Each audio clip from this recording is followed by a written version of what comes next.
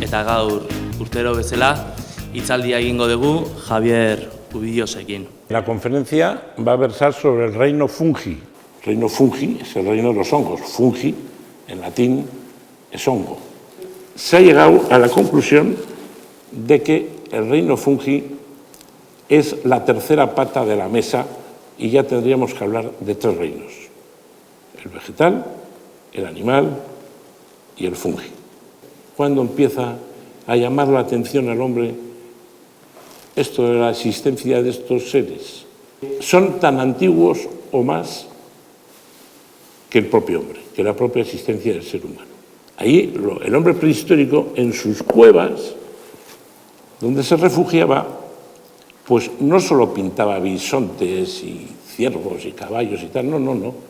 Pintaba también plantas, y dentro de las plantas pintaba también hongos. Y hay más ejemplos que se podrían dar. Hay una tumba ya de un faraón, estamos hablando del Antiguo Egipto, 1400 años antes de Jesucristo. Hay una tumba de un faraón donde ya hay grabados con dibujos de hongos que ellos ya conocían. Los siglos V antes de Jesucristo, o sea, ahí hay un avance. Ahí tenemos a Hipócrates, que ya era un médico que hizo los primeros estudios. Tenemos ahí a Eurípides, otro griego que escribía y dejó constancia en algún escrito que había tenido la desgracia de perder a su mujer y a sus tres, no eran todos, a tres de sus hijos por una intoxicación, y además lo concreta con amanitas. En el siglo IV, pues viene nada menos que Aristóteles. Este ya fue punto y aparte. Este está considerado el primer clasificador de hongos de la historia. El primero que se atrevió a ir definiendo, a ir separando las especies, los géneros. Un tal Teofrasto, que era discípulo, era de aquella época de Aristóteles, que ese ya fue el primero que puso sobre el tapete la duda sobre si los hongos eran vegetales o no. Tras los griegos vinieron los romanos, pero estos ya, su enfoque más que científico era ya más hedonista. Estos iban a lo que iban. De hecho, el pueblo llano, el pueblo normal, tenía prohibido tener acceso a consumir amanitas cesáreas. El emperador Claudio era un glotón, le gustaban un montón las amanitas cesáreas, tomaba prácticamente todos los días su ración de amanitas cesáreas, pero hasta que un día Agripina, que ya quería que le sucediera a su hijo, a su marido, pues preparándole el guiso, pues se distrajo y le puso algunos trocitos, no hacía falta mucho, de amanitas faloides. Pero en la Edad Media bastante tenían con sus problemas de supervivencia y la cosa quedó parada. Entró la toxicidad en la harina, que se consumía muy popularmente, muchísimo, y ahí murió bastante gente, y entonces, claro, ahí sí aprendieron que era el cornezuelo del centeno. Habría que remontarse, retroceder hasta el siglo XVI, por ahí, para encontrarnos con el segundo clasificador importante de la historia. Cesalpino, pues, ya digo, fue el segundo clasificador, después de Aristóteles, aumentando más el número de especies estudiadas. En el siglo XVIII aparece nada menos que Carlos Linneo, con su Systema Naturae, que ahí el hombre pues puede ser el tercer clasificador, aunque no pasó de 105 especies indicadas. Carl Pearson, un británico, que ya desarrolló de sus 105, pasó a 1926 especies, ya es bastante con la definición de cada una de ellas, pero además fue el primero que las clasificó de una forma que hoy en día sigue vigente. A cada uno de sus 1926 les iba poniendo ya todos los nombres y apellidos, descendiendo en la cadena de la pirámide. En el siglo XX es un poco el boom. El boom sobre todo por la parte científica, por los estudiosos.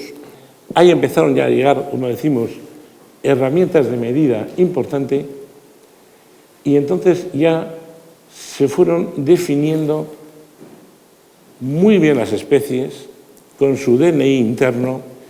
¿Qué conclusión sacamos? Pues que tras todos estos estudios, tras todos estos avances, no solo tenemos más especies, sino que ya sabemos diferenciar unas características de un tercer reino. Ahí es cuando la comunidad científica dijo, tenemos tres, animal, vegetal y fungi.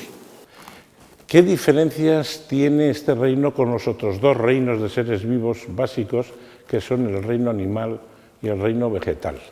En el reino animal, ¿qué pasa? Que tenemos un sistema de nutrición por boca. Puede ser por masticación, si hay dientes, puede ser por ingestión, una serpiente, por ejemplo, y la reproducción, pues la reproducción ya sabemos, no vamos aquí, pues es por espermatozoides, intervienen los óvulos, los sistemas de nacer son diversos, los aves con los huevos, en fin, todo lo que es la diversidad del reino animal. El reino vegetal tiene nutrición, ya no es por masticación o por ingestión, es por absorción. Absorción de nutrientes, bien del suelo, bien del aire. Y entonces logran sintetizar los alimentos orgánicos, fundamentalmente hidratos de carbono, azúcares, glúcidos, todo esto que necesitan ellos para alimentar. Los vegetales se lo procuran ellos solos, cosa que ahora vamos a ver que los hongos no pueden ellos solos. Tienen como elemento peculiar pues una savia circulante que circula por sus raíces, por sus troncos, por sus hojas, por sus ramas, en fin, que va llevando los nutrientes a todas las partes de la planta. No tienen reserva de glucógeno, de glucosa, sí de almidón, pero de glucógeno no. Y la reproducción pues, se hace básicamente pues, por semillas, por rizomorfos. Reino fungi cambian varias cosas. Son seres criptógamos, sin flores, hojas, frutos, efectivamente Teofrasto tenía razón, y no pueden conseguir unos alimentos que lo mismo que los vegetales también necesitan. Además, son talófitos, tienen tallo, tienen pie, pero por ahí no circula en los hongos la savia circulante. La nutrición la realizan por absorción de nutrientes. Diferencia, sí tienen en cambio glucógeno, tienen reserva de glucosa, en eso no tienen problema. Y claro, la diferencia básica en reproducción es que en este caso aquí es la espora la que va a mandar. Luego pondremos un ejemplo. Hay tres procedimientos de nutrición que le sirven un poco al hongo para suplir esas deficiencias estructurales que tienen. Primero, la simbiosis o micorriza. Los hongos simbióticos lo que hacen en el fondo es llegar a un acuerdo amistoso con otros seres vivos, básicamente vegetales, para hacer un intercambio de sustancias donde cada uno le da al otro lo que necesita. ¿Qué le da el árbol, la raíz del árbol, al micelio del hongo? Pues lo que estamos diciendo que no puede sintetizar, los alimentos orgánicos. ¿Qué le da el hongo, el micelio del hongo, qué le da a la raíz del árbol? Pues le da otro tipo de alimentos inorgánicos que tiene mucho el hongo y que necesita más la planta, como fundamentalmente las sales minerales. Otra forma ya no es tan amistosa, ya es cuando el hongo va a la brava, se pone encima de un ser vivo, lo saprofita y obtiene de él las sustancias que necesita así, a la brava, sin acuerdo ninguno. Hombre, lo perjudicial básicamente es que el parásito en muchas ocasiones logra, a base de chupar las sustancias, vamos a decir, pues la enfermedad o incluso la muerte de la planta. También puede pasar con el mundo animal. Por ejemplo, pues si ataca al cangrejo, por ejemplo, al cangrejo de río. Otra cosa que puede ser perjudicial, hombre, pues las plagas, evidentemente, las plagas agrícolas. ¿Beneficioso? Pues sí, porque si no existieran estos hongos parásitos, y lo que está haciendo es acelerar el proceso de descomposición, pero de una planta que normalmente ya está enferma. Otro aspecto beneficioso, bueno, pues los hongos que sirven para producir medicinas. Tenemos hongos anticancerosos, hongos antidiabéticos. Si se trata, en cambio, de ya seres muertos, ya no hablamos de parasitismo, estaríamos hablando ya de saprofitismo. También está ayudando a descomponerlo, está ayudando a reciclarlo al final en humus y está haciendo una labor, en ese caso, beneficiosa. Lo mismo que las fermentaciones. Tenemos otra faceta que son los cultivos artificiales. Puede haber del orden hoy en día, con todas las especies que han aparecido y las que siguen apareciendo y tal, igual unas 100.000, yo por algún lado lo he visto, leído, unas 100.000 especies, de las cuales los superiores pues pueden ser aproximadamente la mitad. ¿A qué le llamamos superiores? Los que podemos verlos con la ayuda del ojo o, en todo caso, de la lupa. Dentro de los hongos superiores hay dos grandes clases, hay más, pero hay dos grandes clases, que son los basidiomicetes y los ascomicetes. Dentro de la clase basidiomicotina, esos 15.000 hongos aproximadamente que pueden caber ahí, que hacen una reproducción sexual por esporas, hay 4 subclases: los agaricomicetes, los afiloforomicetes, los heterobasidiomicetes y los gasteromicetes. Entonces, ¿cómo se reproducen estos? Es un proceso que arranca siempre con la espora. Es el común denominador a todo el reino fungi.